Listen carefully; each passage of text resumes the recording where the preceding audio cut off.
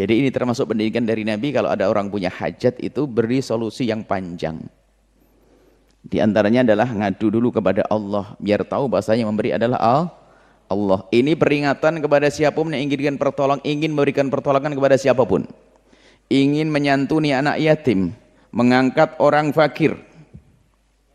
Tolong ini diperhatikan, jangan sampai orang fakir engkau angkat hanya engkau beri duit saja, tidak engkau kenalkan kepada Allah. Ketahuilah duit akan digunakan untuk yang tidak benar, bahkan mungkin semakin jauh dari Allah karena uang yang kita beri.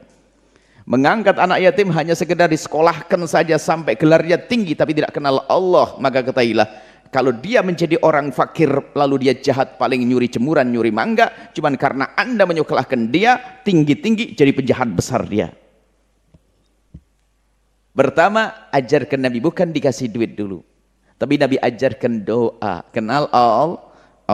Dan alangkah banyaknya orang kaya latah nyantuni anak yatim tapi tidak dikenalkan kepada Allah, sehingga anak yatim itu karena disantuni oleh orang kaya, dicukupi dan sebagainya, dia menjadi sewenang-wenang, tidak kenal Allah, dan rugi orang tersebut. Berarti yang membesarkan penjahat itu adalah orang kaya tersebut. Maka jangan lupa, jika Anda ingin membantu siapapun, pertama kali harus Anda kenalkan kepada Allah. Bahkan itu jadi syarat. Jika engkau ingin aku bantu, syaratnya kenal Allah. Kenapa? Karena kalau orang kenal Allah, dia akan baik. Sementara kalau tidak kenal Allah, yaitu tadi, dia jadi pejabat juga berbahaya. Jadi pengusaha pun juga tidak kenal halal haram, malah merusak kehidupan bangsa manusia. Nah ini, Nabi tidak langsung berikan uang, akan tapi dikenalkan kepada Allah. Ini diajarkan. Kalau Nabi menjawab, ala u'allimuka, apakah kamu mau aku ajari biar kamu bebas utang? Hei budak. Wah, langsung iya, wah, diajari bisnis kayaknya, dagang ini, kan gitu ya. Ala u'allimuka, mau kau ajari kalimatin. Kok kalimat nih? Duit. Kalimatin, kalimat. Ini datangnya kepada Sayyidina Ali, mohon maaf. Ini ceritanya budak tersebut datang kepada Sayyidina Ali. Mohon maaf salah bacanya. Jadi seorang budak itu datang pada Sayyidina Ali, cerita, wahai Ali, saya itu punya utang nggak beres-beres, saya budak memerdekakan diri saya nggak beres-beres. Lalu Sayyidina Ali berkata, ala u'allimuka, lah ini dari Nabi, ini pendidikan dari Nabi. Apakah kamu mau aku ajari wahai budak? Kalimatin, beberapa kalimat, allamanihinna, yang telah mengajarkan kepadaku Rasulullah. Lau kana alaika, bahkan kalau seandainya ada pada pundakmu, tanggunganmu itu mithlu jabalin, seperti gunung, denan, utang segunung. Wah, yang punya utang langsung melek. Nah ini doa bayar utang. Jika utangmu segunung, addahullahu anka, Allah akan bayar, Allah akan lunaskan nanti. Kul, katakan, bacalah, ini pendidikan dari Nabi. Allahumma ya Allah, lah ngadep dulu kepada Allah, baru nanti usaha, bukan doa tok langsung tidur, enggak. Karena budak itu sudah bekerja. Hanya agar pekerjaannya itu dimudahkan oleh Allah, rezekinya lapang, bagaimana? Tetap bekerja, jangan dapat doain langsung tidur, nanti doanya dibayari, enggak begitu. Ini pertama dan utama, hendaknya memang seperti itu kita. Dan ini kan yang sering kita lupa itu. Kita sering lupa. Doa itu doa itu adalah justru kelas terakhir. Mestinya dalam segala hal kita doa dulu. Ini berlaku kepada pedagang, ustadz. Imam Nawawi punya kitab. Dalam kitab At-Tibyan mengatakan bahwasanya seorang guru ini dianggap sebuah celah besar kalau seorang guru hanya ngajar saja, lupa di malam harinya doakan orang yang akan diajar. Makanya muridnya Imam Nawawi hebat-hebat, saya malam didoain sih. Enak ya belajar sama orang begitu tuh. Setiap malam beliau mendoakan. Jadi beliau Imam Nawawi mengatakan kalau memang engkau seorang guru, jangan sampai engkau lupa tengah malamnya memohon kepada Allah, atau jika itu tempat di majelis, kalau sempat kamu sholat 2 rakaat. Kalau tidak sebelum berangkat kau sholat 2 rakaat. Kemudian minta kepada Allah semoga Allah memberikan ilmu bermanfaat, pemahaman kepada yang akan belajar. Didoain. Tapi kalau kita kan lupa, kalau ustadz cerdas, hebat, materi hebat, berbobot. Wah, menarik, enak didengar. Wah, menggebu-gebu, bersemangat, menyentuh hati dan semacam-macam ada. Lupa bahwasanya yang menyampaikan hidayah kepada hati seorang hamba adalah Allah. Artinya seorang ustadz pun, guru TK, TPQ, semuanya jangan mengandalkan kehebatanmu di dalam mengajar. Akan tapi ingat, yang memberi hidayah, memberi ilmu adalah Allah. Maka ngadu kepada Allah. Sama yang akan bekerja, jangan lupa sisihkan waktumu sebelum mulai bekerja adalah kenal Allah. Sama sering kami buat contoh, kalau anak sakit, biasanya ibu yang punya duit langsung telepon dokter spesialis. Kita pengen tahu siapa sih di antara ibu bapak ini saat anaknya sakit mau ke dokter itu ngambil wudhu, sholat 2 rakaat lalu mohon kepada Allah. Gitu kan? Enggak juga. Terus kita mau ngapain hidup ini ya? Minta kepada Allah, semoga Allah memberikan kesembuhan. Allah dulu. Ngadep kepada Allah. Baru setelah itu usaha pergi ke dokter. Tetap jangan doa nanti nggak ke dokter ya, nggak boleh dong. Habis doa tetap bekerja yang bekerja. Mohon itu penting. Jadi usaha ada 2, usaha dengan batin, usaha zahir. Usaha batin yang ini, kul katakanlah, baca doa ini kata Imam Malik. Allahumma ya Allah ikfini. Allahumma kfini. Allahumma kfini. Ya Allah, berikan kecukupan kepadaku. Bihalalika, dengan rizki halal darimu ya Allah. An haramika, hingga aku tidak mengambil yang haram Allah. Kalau doa ini benar serius dikabul oleh Allah, mau ngambil yang haram susah, yang gampang halal. Tapi ada sebaliknya, hamba yang dimurkai oleh Allah cari halal susah, mudahnya cari haram. Bahkan saking dia itu dijauhkan dari rahmat, ngomongnya pun ngomong jelek. Zaman susah cari halal aja susah, cari haram aja susah, apalagi cari haram. Wah, ini paling bahayanya manusia itu. Kurang ajar kepada Allah. Pernah dengar begitu? Tidak. Guyonan yang orang, wah itu bahaya merendahkan Allah. Seolah-olah yang haram, yang halal itu sedikit. Haram aja susah, apalagi halal. Wah, hati-hati, jangan ngomong begitu, akan nyungsek hidupmu di dunia dan di akhirat. Wong dengan Allah yang maha kaya kok kita masih bingung. Dengan Allah yang maha kaya dan maha kuasa dan maha kasih kepada hambanya, kok berani berkata begitu dia? Justru yang halal lebih banyak. Dan yang halal gampang, yang haram itu sedikit. Rezeki haram itu kan terbatas, nyuri, ngerampok, nyopet, bohong. Tapi kalau halal macam jual kerupuk halal, jual teh halal, halal banyak. Kau bilang yang halal sedikit, yang haram banyak. Itu karena tertutup hatinya hamba tersebut. Ya Allah, cukupkan kepadaku dengan yang halal. An haramika, hingga kami tidak mengambil lagi yang haram Allah. Ini luas sekali, ini maknanya bukan sekedar harta. Ini juga termasuk diri kita. Ya Allah, cukupkan mataku dengan melihat yang halal, istri yang halal, sehingga tidak jelalatan lihat sana sini. Suami yang halal, tidak lihat sana sini. Urusan syahwat pun demikian. Ya Allah, cukupkan aku dengan syahwat yang halal, jauhkan dari yang haram. Ini luas maknanya. Cuma tapi yang datang orang punya masalah utang, yang berguna untuk bayarin utang. Berguna untuk meredam syahwat, berguna untuk meredam, untuk menghentikan mata yang jelalatan, berguna untuk mengurangi kerakusan doa ini. Serius ngadu kepada Allah. Ikfini bihalalik, ya Allah, cukupkan aku dengan halal darimu, an haramika, sehingga aku tidak lagi mengambil yang haram. Dan rizkimu adalah sudah dijatah oleh Allah. Jika hari ini engkau harus mendapatkan 5 juta, maka harus sampai kepadamu 5 juta. Cuman yang beda adalah cara mengambilmu. Ada yang mengambil dengan tangan kanan, maka jatuhlah rezeki halal. Cuman karena lewat kanannya tidak diambil kiri, dapatnya tetap 5 juta. Seandainya pencuri yang setiap hari dapat pencurian 5 juta, kalau dia kerja juga dapat 5 juta. Karena sudah dijatah oleh Allah Subhanahu wa taala. Rezekimu sudah ada, tinggal dari mana kau ambil. Kalau mengambil dengan jalur yang benar, maka akan jadi halal, diambil dari cara. Sebab orang kafir juga ada rezekinya. Perampok juga ada rezekinya. Cuman rezeki kan ada 2, halalun wa haramun, halal dan haram. Sudah dijatah. Baik, bahkan siapapun yang menghindari yang haram karena Allah, maka Allah akan ganti dengan yang halal yang lebih banyak. Dan kita harus yakin, mungkin ada yang bekerja di tempat yang haram dengan gaji tertentu. Lalu dia yakin kepada Allah Subhanahu, gajinya anggap saja 10 juta. Tapi haram. Yakin bahasanya kalau dia tinggalkan yang haram, Allah akan ganti dengan halal yang lebih banyak. Akhirnya betul keluar dari perusahaan tersebut, bekerja, gajinya 2,5 juta. Bohong tuh. Mana dari 10 juta 2 juta? Rizkimu bukan saja urusan materi. Kalau waktu kamu punya 10 juta, Allah berikan rasa tamak rakus dalam hatimu. Sehingga nggak beres-beres belanjanya. Istrinya pun senang kredit. Tapi setelah 2,5 juta tuh semakin sejuk hati sang istri. Anaknya juga sehat semua. Kemarin sih langganan rumah sakit waktu 10 juta. Tapi waktu ngambil 2,5 juta nggak pernah ke rumah sakit. Subhanallah. Jadi asalkan yakin dengan Allah.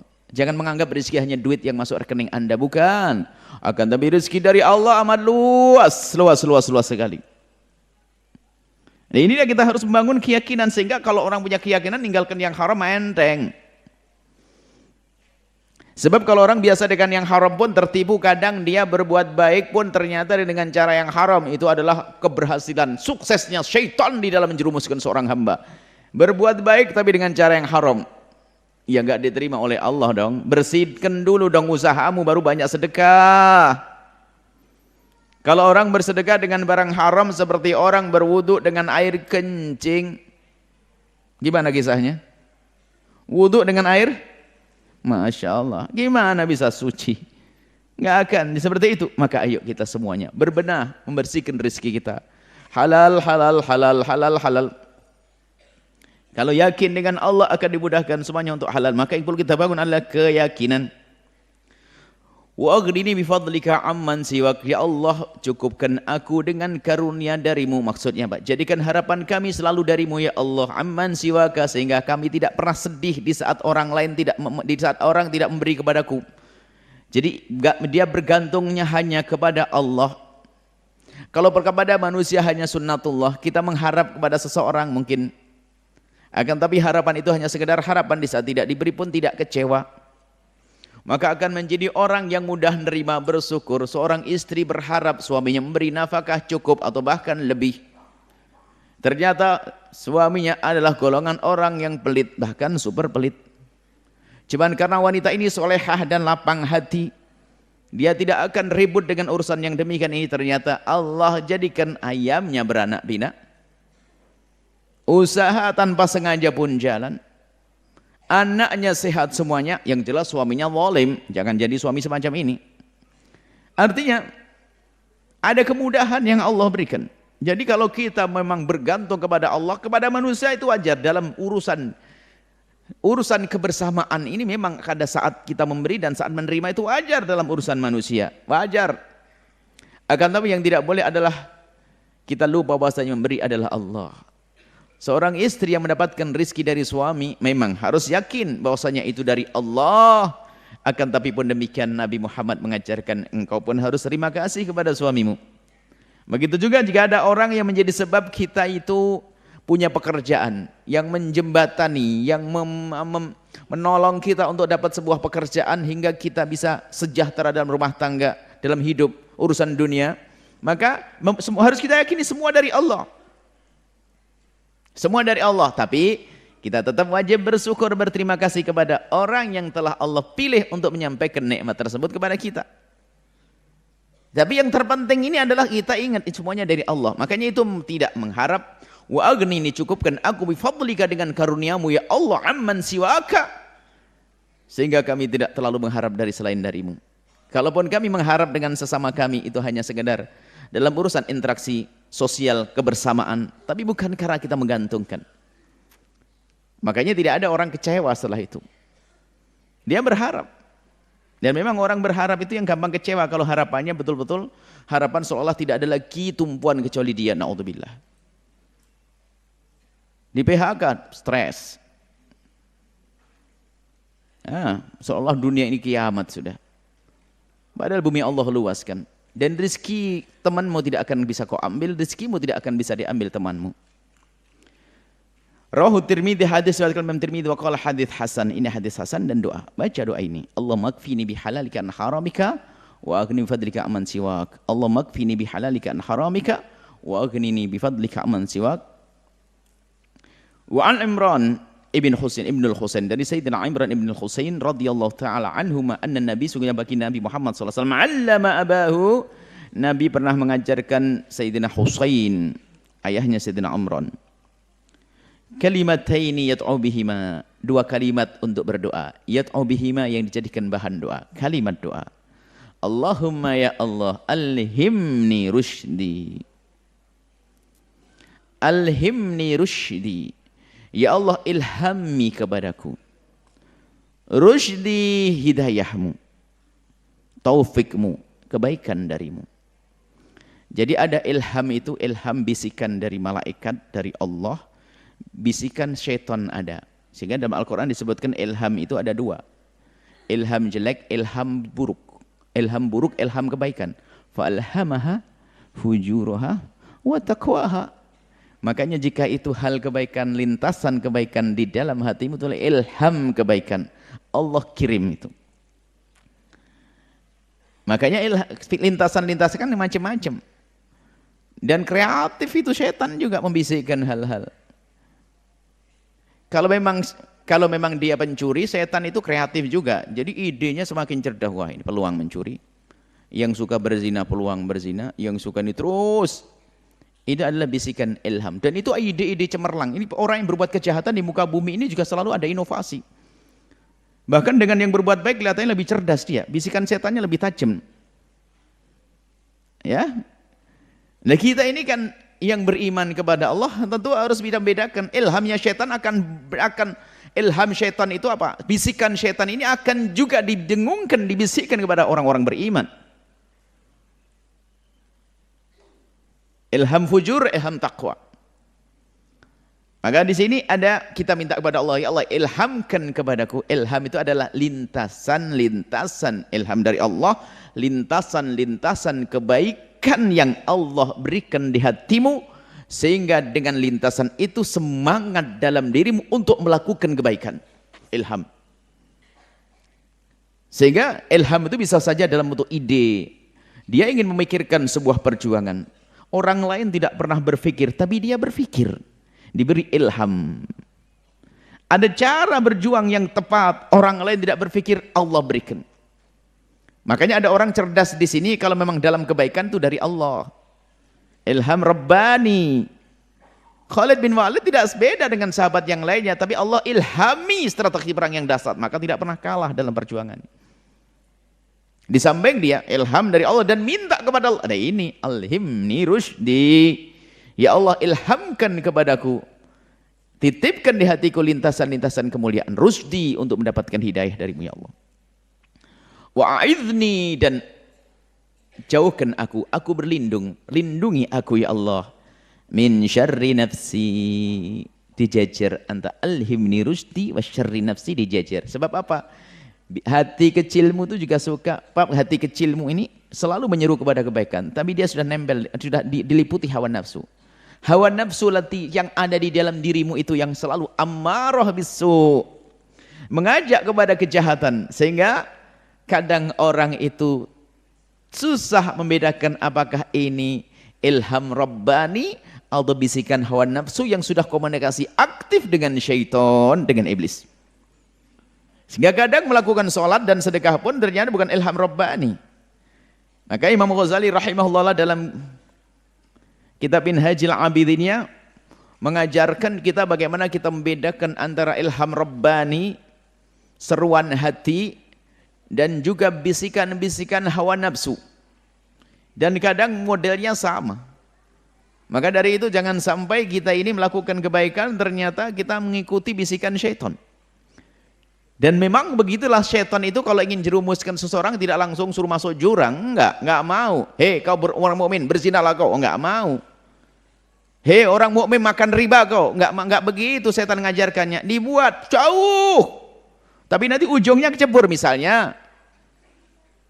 Tujuan setan dimasukkan lingkungan perzinaan. Kau harus berzina. Cuman sama setan tidak langsung suruh berzina. Beli HP dulu kau. Kata setan, oke. Kenalan dulu dong. Mulai komunikasi aktif. Wah.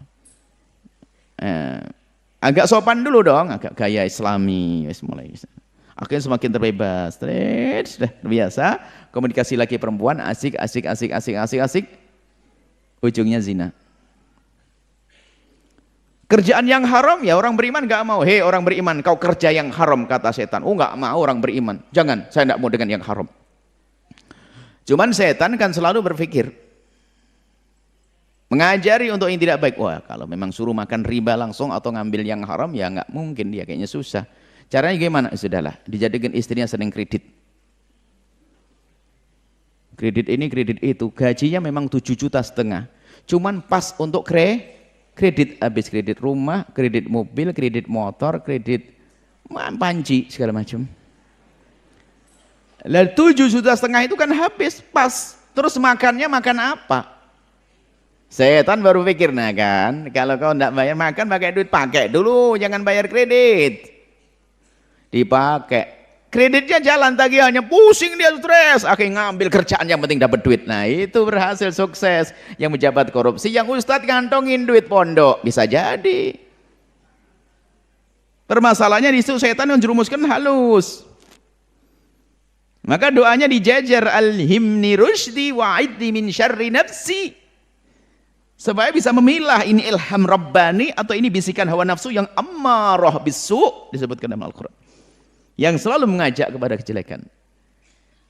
Kita perlu merenungi diri kita sendiri. Kalau Anda merenungi orang lain, Anda nggak akan sampai. Sebab ini sembunyi di dalam hati. Urusanku aku, urusanmu dengan dirimu. Pulang ke rumah masing-masing merenungi, apakah ini ilham rabbani atau waswasnya syaitan. Rawahu Tirmidzi qala hadits hasan, hadis riwayat Imam Tirmidzi dan hadis hasan. Kemudian hadis selanjutnya, wa an Abil Fadl Al-Abbas bin Abdul Muttalib.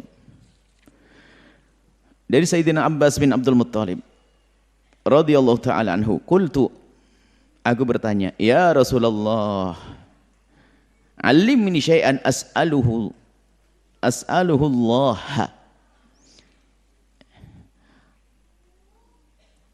Orang yang merasa dekat dengan Nabi karena yakin Nabi itu yang paling tahu, yang terbaik ya. Karena tahu Nabi adalah orang yang paling tahu apa yang terbaik. Bahkan bukan untuk dirinya sendiri, untuk fulan dan fulan, fulan dan fulan. Karena omongan Nabi selalu dengan wahyu. Kemudian penerus para Nabi dengan ilham tadi. Kalau dekat kepada Allah ada ilham Rabbani, nggak ada wahyu lagi setelah Nabi Muhammad. Awas hati-hati. Jangan mengaku ada wahyu, nggak ada. Nah ini Sayyidina Abbas ini cerdas, pamanda Nabi SAW. Pamanda Nabi SAW. Bertanya kepada Sayyidina, selisih berapa tahun saja dengan Nabi, lebih tua baginda Nabi. Pamanda Nabi bertanya, alimni syai'an as'aluhullaha, ajarkan aku sesuatu untuk mohon kepada Allah. Mohon saja minta diajari. Padahal kan bisa kamu punya hajat kan ya, ya Abbas, ya tinggal kamu pengen apa kan gitu. Kemudian Nabi menjawab, kala Nabi jawab, ingat, salullahal afiyata, salullahal afiyata, mintalah kepada Allah al-afiyah. Afiyah itu apa? Lestari, sehat, sejahtera, itu afiyah. No krisis. Gitu loh, krisis kesehatan, krisis ekonomi, krisis nih, afiyah. Wah hebat doanya. Salullahal afiyata, mintalah kepada al-afiyah. Maka jangan sampai ada berani-berani di antara kita minta sesuatu yang tidak baik. Biarpun di balik itu ada kebaikan yang sering kami ingatkan. Jangan gara-gara mendengar bahasanya orang yang dikasih sakit oleh Allah pahalanya gede, lalu ya Allah berikan aku penyakit. Jangan ngomong gitu. Jangan sombong ya, mintalah afiyah, hal yang baik baik. Sebab kalau orang sudah minta melarat, minta itu, ini biasanya orang sudah putus asa itu. Mintanya ya Allah ini. Minta yang baik ya. Baik itu adalah benar-benar minta yang baik. Jangan sampai minta kepada Allah itu seperti berhadapan orang yang sudah berhadapan manusia dengan zat yang jangan seperti orang manusia berhadapan dengan orang yang lemah. Kalau kita minta kepada manusia, ya sudah, kalau tidak bisa ngasih mobil, kasih motor, sepeda engkol juga nggak apa-apa deh, kan gitu ya. Nah, ini berikan manusia karena sudah marah, mau dia kaya, katanya janjikan mau mobil, sudahlah, tidak pakai mobil-mobilan deh, sepeda engkol juga udah. Nah, itu kan karena marah kita. Kalau dengan Allah ya nggak boleh dong, ngomong yang benar. Ya itu tadi contohnya adalah biasanya ada orang, alhamdulillah rizkinya lancar kaya raya, subhanallah, cuman nggak punya anak, usaha sana sini sampai kadang-kadang urusan anak ini karena dia belum punya anak kadang-kadang menjadi masalah.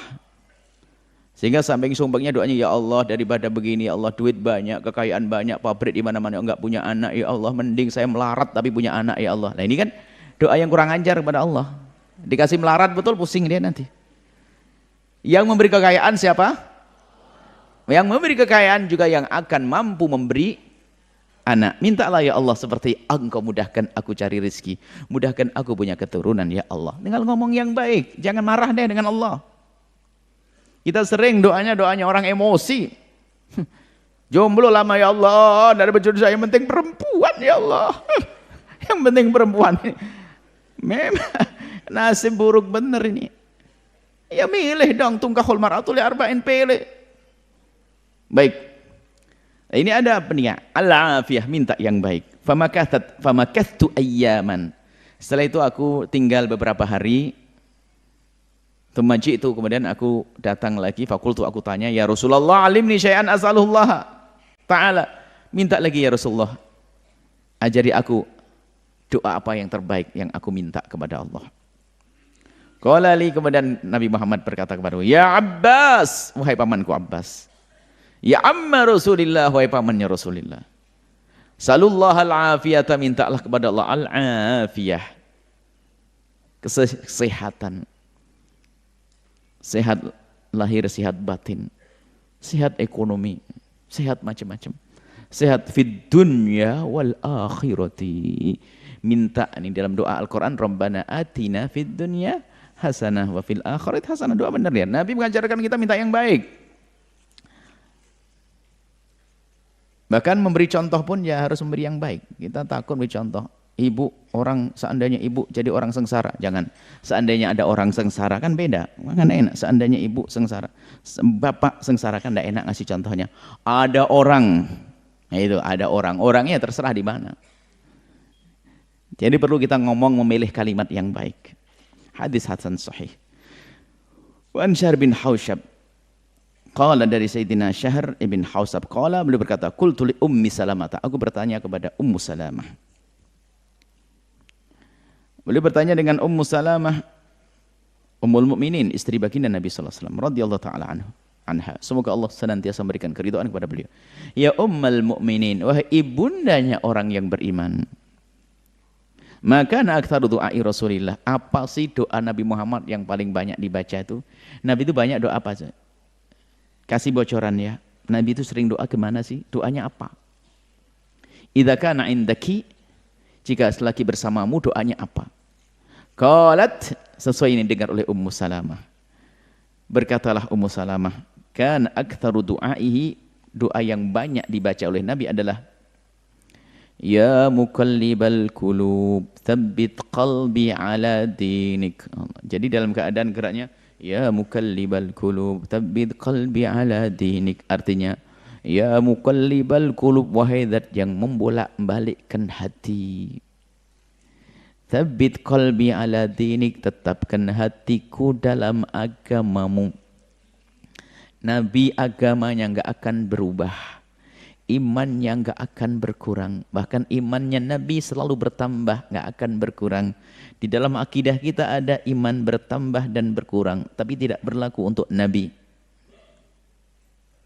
Kalau Nabi imannya bertambah terus. Kalau manusia sesaat tambah, sesaat turun, manusia biasa. Nabi manusia pilihan tambah terus. Tapi kok Nabi doa begitu? Apakah khawatir Nabi kepleset akidahnya? Enggak. Nabi tabbit. Karena apa? Ini menunjukkan begitu pentingnya keimanan dan dinikmati keimanan itu. Dan ini sebenarnya pendidikan doa ya. Kalau sudah seorang hamba dicabut imannya, enggak punya keimanan kepada Allah. Jadi mau beribadah susah. Ini koreksi juga dalam interaksi kita ya dengan pasangan, suami istri dan sebagainya. Coba bapak-bapak yang ada di sini, coba. Ibu-ibu yang ada di sini. Pernah suatu ketika ada orang datang kepada kami dan seorang ibu bertanya, Buya, Buya punya doa, Buya. Banyak doa. Doa apa? Buya, saya minta doa untuk doain agar suami saya biar cinta sama saya, Buya. Oh, punya. Ibu mau enggak? Mau. Mau, Pak. Saya tersenyum, saya ketawa. Saya kepada ibu-ibu juga tertawa sekarang lihat ibu yang minta doa ini. Berarti ya ibu-ibu ini sama dengan yang bertanya tadi. Belum paham arti keindahan itu kayak apa sih? Ya ini. Kadang-kadang kita itu ego. Minta orang lain agar mencintai kita. Coba ibu bayangin. Kalau suamimu sangat mencintaimu lalu kamu tidak cinta, kan enak kamu dengan dia. Faham atau tidak? Loh, kok minta doanya begitu dirubah sekarang? Ya kan? Ini loh salah doa selama ini. Jadi doanya istri Anda salah, Pak. Ya Allah, jadikan suamiku sangat mencintaiku. Loh kamu? Enak nanti kamu, batin kopi susah nanti. Maka diajarkan Nabi adalah ya, cinta. Bagaimana engkau menumbuhkan kecintaan kepada orang yang ada di kiri kananmu sehingga kau dulu enak dengan dia. Kalau engkau mencintai suamimu, lihat apa yang tidak indah. Mendengar teleponnya senang, mendengar dia datang senang. Kesenangan dalam hatimu bukan di hati suamimu. Di hatimu wahai suami, bukan di hati istrimu. Bahkan jika engkau hidup dengan mencintai istrimu, wahai para bapak, kalau ternyata istrimu tidak mencintaimu, yang tersiksa dia kok, bukan Anda kok. Maka indahnya cinta begitu. Iman pun demikian, lihat. Karena dia munafik, gelisah dia. Ke masjid capek, ngaji nggak enak, sedekah pelit. Tapi kalau imannya kuat, lihat, kuat hatinya, lihat, kebaikan mudah dilakukan. Itu yang diinginkan Nabi pun menikmati ya. Makanya berbuat baiknya orang yang sudah arif billah itu selalu menikmati. Sedekah senang, nolong orang senang, ibadah senang karena iman. Makanya ini loh Nabi ajarkan tsabbit qalbi ala dinik, agar iman kita semakin kuat. Kalau iman kita kuat, lihat semuanya akan mudah, ibadah akan gampang. Di saat seorang hamba dicabut imannya, lihat subhanallah, membuat gara-gara, ngomongnya salah, bertentangan dengan syariat, ngaco buat umat sengsara, buat umat ribut. Karena omongannya bukan omongan tidak tumbuh, bukan keluar dari hati yang beriman kepada Allah. Sehingga Nabi minta, Allahumma ya Allah, tsabbit, Allahumma ya muqallibal qulub, ya muqallibal qulub. Anda sudah membaca sebetulnya setiap Anda sholat. Waktu tahiyat akhir ada doa tambahan setelah baca sholawat. Allahumma inni fil alamina innaka hamidun. Allahumma inni a'udzubika min adabil qabri wa adzabin nar wa min fitnatil mahya. Allahumma ya muqallibal qulub tsabbit qalbi ala dinik. Artinya ya Allah, tetapkan hatiku dalam agamamu. Nah, kalau sudah hatimu mantap dengan agama Allah, begitu mudahnya melakukan kebaikan. Kalau Nabi mah nggak pernah kurang, tapi Nabi adalah uswatun hasanah. Wong Nabi saja doa begitu, kok kita jarang doa? Terus bagaimana? Kan gitu, agar tahu kita. Nabi sudah maksum, dijaga aja doanya nggak habis-habis. Bagaimana kita yang banyak dosa, banyak salah, jarang doa? Nabi yang sangat dicintai oleh Allah menggunakan waktu-waktunya untuk mengadu kepada Allah. Bagaimana kita? Baca doa Allahumma ya muqallibal qulub tsabbit qalbi ala dinik. Rawati min riwayat hadis hasan. Wa Abi Darda radhiyallahu ta'ala, dari Sayyidina Abi Darda qala Rasulullah bersabda, kana min du'ai Daud. Nabi mengajarkan termasuk doanya Sayyidina Daud, Nabi Daud alaihissalam. Wa ala nabiyina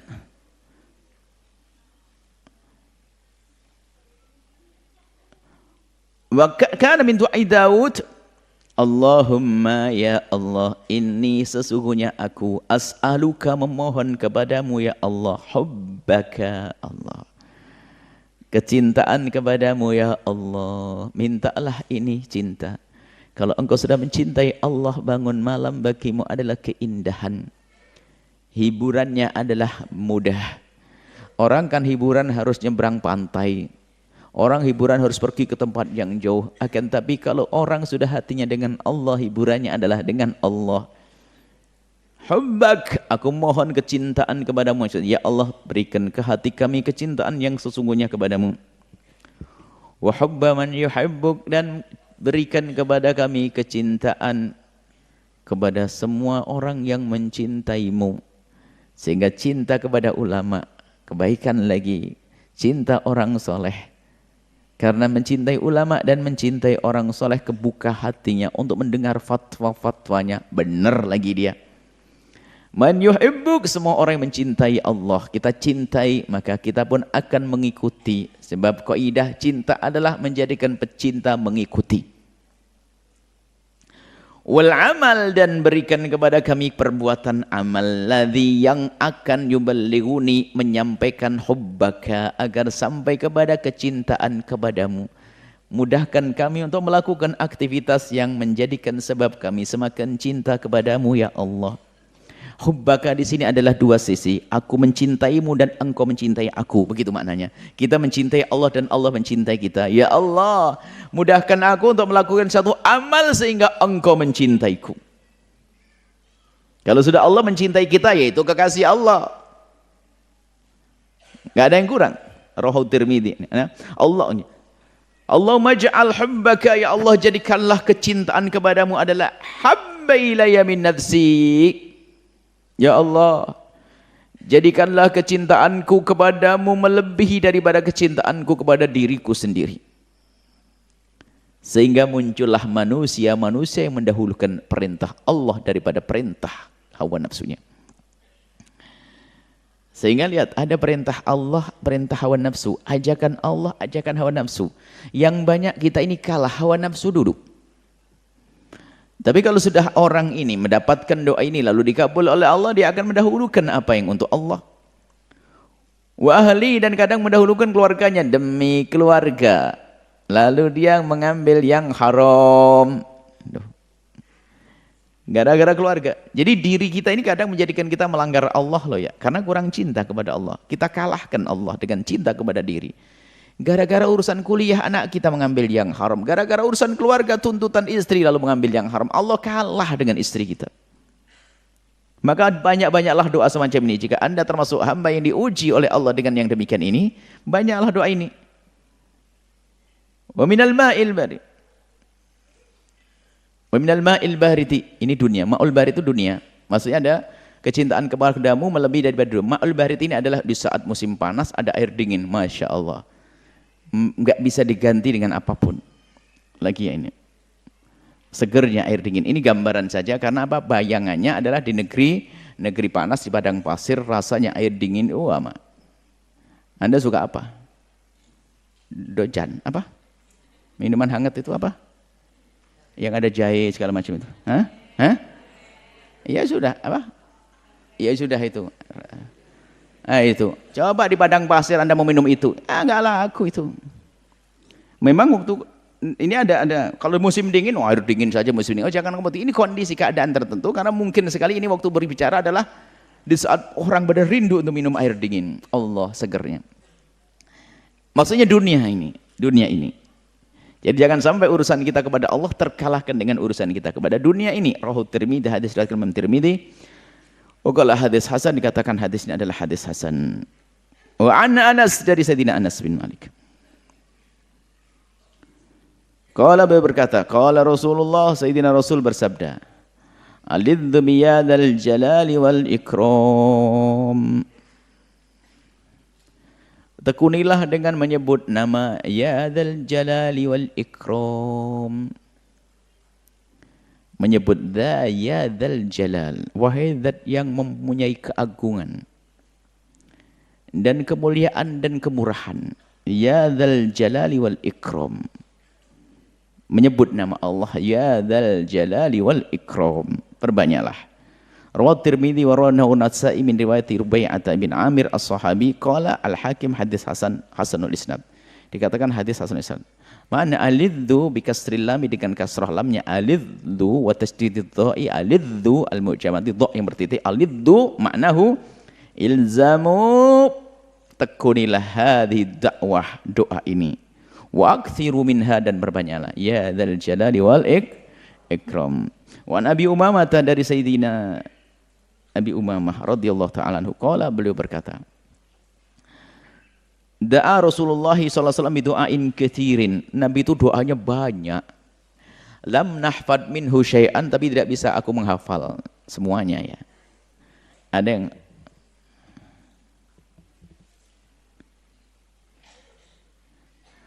kulna, lalu kami bertanya Rasulullah, ya Rasulullah, da'auta bidu'ain kathirin, doamu banyak banget ya Rasulullah. Lang nafad minhu syai'an, enggak bisa kami menghafal doa-doamu. Banyak banget doamu ya Rasulullah. Nah ini jawaban mulai tadi kan banyak banget doanya. Jadi gimana ini? Mulai kemarin 3 minggu tidak selesai doa ini. Bagaimana ini jawab ini? Ini. Ya Rasulullah enggak hafal ini. Saya ngaji juga enggak bawa kitab. Sebagian bawa kitab, sebagian kecil. Waqala, Nabi menjawab, ala adullukum, apakah aku kasih tahu, ala ma yajma' dzalika kullah, yang bisa mengumpulkan doa yang aku baca itu semuanya.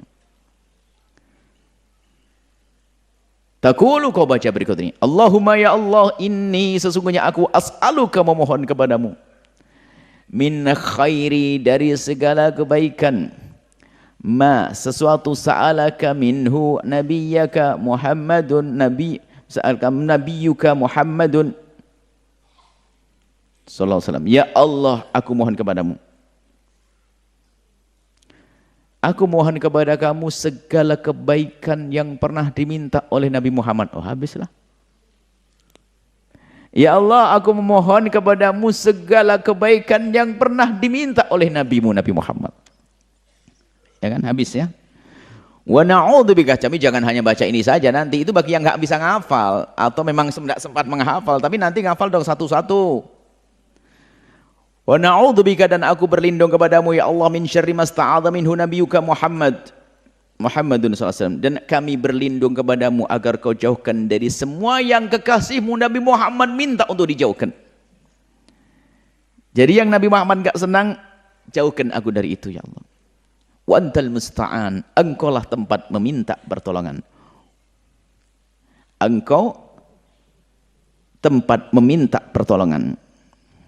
Walaikal balagh, dan engkau yang akan mencukupi al-balah, al-kifayah, yang mencukupkan, maksudnya engkau yang akan menyampaikan kepada hajat kami semuanya, sehingga akan tercukupi itu hajat kami ya Allah. Wala haula wala quwwata illa billah, tidak ada daya dan tidak ada kekuatan kecuali darimu. Tidak ada satu orang pun yang bisa menggerakkan tangannya kecuali adalah karena engkau menghendaki dia menggerakkan tangannya, bekerja dan seterusnya. Rawahu Tirmidzi wa qala hadis hasan, hadis kan Tirmidzi katanya hadis hasan. Hadis terakhir dalam bab ini, Allah an ibn Mas'ud, dari Sayyidina Abdullah bin Mas'ud radhiyallahu ta'ala anhu, qala, beliau berkata, kana min du'ai Rasulillah, termasuk doanya baginda Nabi adalah Allahumma ya Allah, inni sesungguhnya aku as'aluka, memohon kepadamu ya Allah, mujibati rahmatik, hal yang menghantarkan untuk mendapatkan rahmatmu. Apa aja ini? Mujib, yang menjadikan sebab kita dapat rahmat. Wa azai maghfiratik, hal yang menjadi sebab kami mendapatkan pengampunan. Ini dua hal yang terpenting yang kita perlukan di saat kita hidup, di saat kita mati sekalipun. Bahkan doa untuk orang meninggal pun praktis, Allahumma ighfirlahu warhamhu. Kalau sudah dua ini didapat, apa yang kurang? Orang meninggal dunia diampuni oleh Allah, enggak disiksa, dikasih rahmat, beres. Ini doa beres ini. Allahumma ighfirlahu warhamhu untuk orang hidup. Kalau Anda mau didoain Allah firlahu warhamhu, ya mau, semoga panjang umur. Mau didoain. Cuman lazimnya kalau untuk yang meninggal, Allahumma firlahu warhamhu, diajarkan Nabi. Untuk kalau yang hidup nih, inni as'aluka mujibati rahmatika wa azaima maghfiratik wassalamata min kulli ithmin, dan kami memohon kepadamu agar engkau selamatkan kami dari segala dosa, bukan dosa satu, segala dosa. Dan perlu kita memohon, memang yang bisa menjauhkan kita dari dosa hanya Allah, baik dengan cara sukarela atau tidak. Kalau sudah Allah menghendaki, lihat, Allah bisa menghentikan seseorang dari kemungkaran dengan sukarela, sehingga dia seorang pemabuk langsung sadar berhenti dari mabuk. Ya, ada. Ya karena Allah sayang, tapi ditobatkan Allah tidak sukarela. Kenapa? Paru-parunya rusak, harus berhenti minum. Maka berhentilah dia minum. Tidak tidak mabuk. Jadi begitulah Allah. Cuman kita minta kepada Allah yang baik ya. Makanya kalau minta kepada Allah ditambah dengan kasih sayangmu ya Allah. Ya Allah, jauhkan kami dari segala dosa dengan kasih sayangmu ya Allah. Birahmatika. Coba kalau Anda, ya Allah hentikan kami dari minuman keras ya Allah. Oh tenang aja, jantungmu, paru-parumu rusak bisa. Yang pernah kepleset dari zina, berhentikan, wah bisa dibikin penyakit, tabrak, macam-macam. Tapi kita pengen birahmatik. Makanya kalau minta jangan, ya Allah aku pengen jauh dari maksiat. Oh ya gampang, kasih buta, kasih tuli, kasih pingsan, kasih stroke, kasih ini bisa, beres nggak maksiat semuanya. Mau gitu? Makanya kalau doa itu yang benar, tidak birahmatika ya Allah. Makanya biasanya dalam bahasa Indonesia, dengan kasih sayangmu ya Allah. Jauhkan kami dari segala kemaksiatan ya Allah, dengan kasih sayangmu ya Allah. Jauhkan kami dari ini, dengan kasih sayangmu ya Allah. Ma'alutfin wa afiyatin, biasanya begitu dalam doa. Atau birahmatika, dengan kasih sayangmu ya Allah. Ia nggak mau pakai kerudung, tapi Allah sayang. Tak taunya harus pakai kerudung. Kenapa? Dia jatuh harus dibelah kepalanya, digundul ya. Pakai kerudung, akhirnya nyaman. Kerudungan tobatnya gara-gara retak kepalanya. Mau gitu? Enggak, langsung saja dari awal pakai kerudung. Tapi Allah sayang kepada dia. Maka kalau doa yang benar, birahmatika ya arhamar rahimin. Wal ghanimata min kulli birrin, dan mendapatkan segala kebaikan Allah. Segala jauh dijauhkan. Tapi diminta rahmat dan kasih sayang. Wal fawza bil jannati, keberuntungan mendapatkan surga, wan najata minan nari, dan selamat dari api neraka. Rawahul Hakim, ini hadis riwayat Imam Hakim Abu Abdillah wa qala hadis sahih ala syarti Muslim. Ini hadis sahih dengan syaratnya Imam Muslim. Itu adalah istilah dalam ilmu hadis. Insyaallah semoga Allah mudahkan kita mohon mengadu, dan semoga Allah mengkabul doa-doa kita, hajat-hajat kita. Setelah Anda menyaksikan video ini, jangan lupa berselawat kepada baginda Nabi Muhammad sallallahu alaihi wa alihi wa sahbihi wasallam.